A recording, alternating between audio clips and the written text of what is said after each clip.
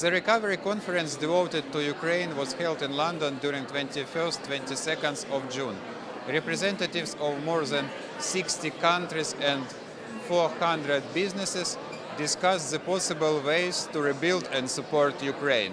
Until 2027, Ukraine's remaining fiscal gap is about 60 billion euros.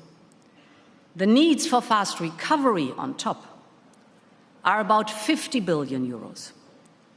That makes in total 110 billion euros until 2027 that are not covered.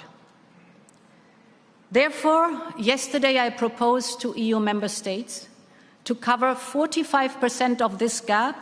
This is in total 50 billion euros for Ukraine. There is no doubt that the support for Ukraine will continue as long as it takes. So there is no better place to announce today the new London Conference framework for war risk insurance. This is a huge step forward towards helping insurers to underwrite investments into Ukraine, removing one of the biggest barriers and giving investors the confidence they need to act.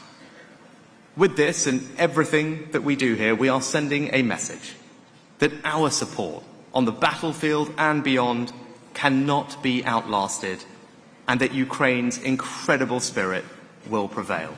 Ukraine insists that this is not just help or charity. This support is an investment in stability in the region. This conference, we must move from vision to agreements and from agreements to real projects. There is a Ukrainian delegation in London that will present concrete things that we propose to do together. There is no development without the security guarantees, and the United Kingdom knows how to provide it. We have seen Ukraine evolve and evolve incredibly quickly. Jens Stoltenberg at the NATO Informal Foreign Ministers said that actually many of the requirements of the Membership Action Plan are actually being delivered. The reform of their armed forces is happening whilst engaged in conflict. I think the UK's position would be very, very supportive if we moved on from the Membership Action Plan, recognising that the offer to both Sweden and Finland didn't require that. And the Ukrainians have demonstrated their commitment to reform, the military reform required for NATO membership through their actions on the battlefield, and I think all NATO allies recognise that. Despite the war and other problems, Ukraine has what to propose to investors. I think probably the most exciting thing is the number of British businesses who have turned up because they are interested in participating in the rebuilding of Ukraine. I have met more British businesses for the first time in this conference than I have my whole 4 years in the job. The state and society are in process of constant changes and development.